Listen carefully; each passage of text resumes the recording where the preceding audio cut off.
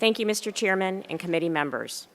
My name is Mary Barra, and I'm the Chief Executive Officer of General Motors. I appreciate the opportunity to be here today.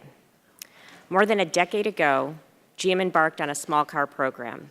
Sitting here today, I cannot tell you why it took so long for a safety defect to be announced for this program, but I can tell you we will find out.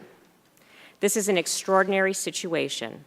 It involves vehicles we no longer make, but it came to light on my watch, so I'm responsible for resolving it. When we have answers, we will be fully transparent with you, with our regulators, and with our customers.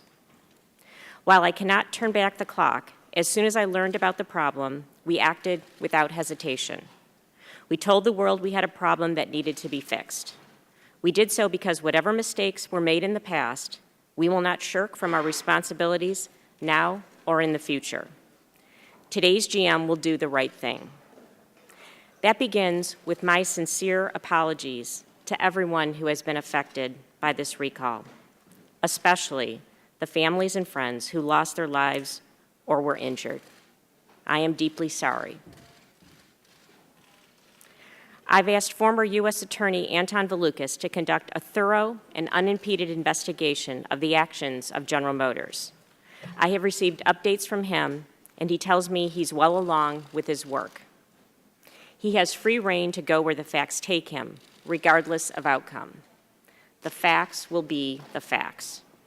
Once they are in, my leadership team and I will do what is needed to help assure this does not happen again. We will hold ourselves fully accountable. However, I want to stress I'm not waiting for his results to make changes. I've named a new Vice President of Global Vehicle Safety, a first for General Motors. Jeff Boyer's top priority is to quickly identify and resolve any and all product safety issues. He is not taking on this task alone. I stand with him, and my senior leadership team stands with him as well. And we will welcome input from outside of GM, from you, from NHTSA, from our customers, our dealers, and current and former employees.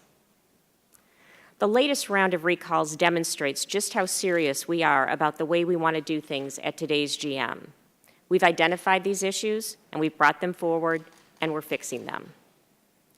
I have asked our team to keep stressing the system at GM and work with one thing in mind. The customer and their safety are at the center of everything we do. Our customers who have been affected by this recall are getting our full and undivided attention. We are talking directly to them through a dedicated website with constantly updated information and through social media platforms. We've trained and assigned more people, over 100, to our customer call centers, and wait times are down to seconds. And of course, we're sending customers written information through the mail. We've empowered our dealers to take extraordinary measures to treat each case specifically. If people do not want to drive a recalled vehicle before it is repaired, dealers can provide them with a loaner or a rental car, free of charge. To date, we've provided nearly 13,000 loaner vehicles. If a customer is already looking for another car, dealers are allowed to provide additional cash allowances for the purchase of a lease or new vehicle. Our supplier is manufacturing new replacement parts for the vehicles that are no longer in production. We have commissioned 2 lines and have asked for a 3rd production line, and those parts will start being delivered to dealers next week. These measures are only the first in making things right and rebuilding trust with our customers. And as I've reminded our employees, getting the cars repaired is only the first step. Giving customers the best support possible throughout this process is how we will be judged. I would like this committee to know that all of our GM employees and I are determined to set a new standard.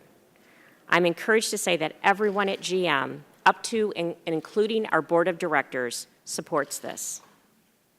I'm a second-generation GM employee, and I'm here as our CEO, but I'm also here representing the men and women who are part of today's GM and are dedicated to putting the highest quality, safest vehicles on the road.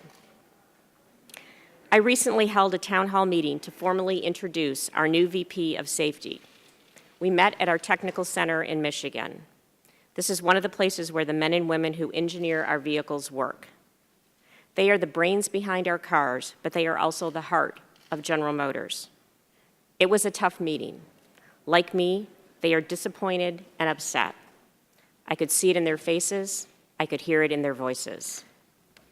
They had many of the same questions that I suspect are on your mind. They want to make things better for our customers, and in that process, make GM better.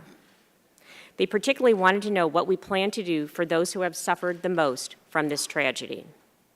That's why I'm pleased to announce that we have retained Kenneth Feinberg as a consultant to help us evaluate the situation and recommend the best path forward. I am sure this committee knows Mr. Feinberg is highly qualified and is very experienced in handling matters such as this, having led the compensation efforts involved with 9/11, the BP oil spill, and the Boston Marathon bombing. Mr. Feinberg brings expertise and objectivity to this effort. As I have said, I consider this to be an extraordinary event, and we are responding to it in an extraordinary way. As I see it, GM has civil responsibilities and legal responsibilities. We are thinking through exactly what those responsibilities are and how to balance them in an appropriate manner. Bringing on Mr. Feinberg is the first step.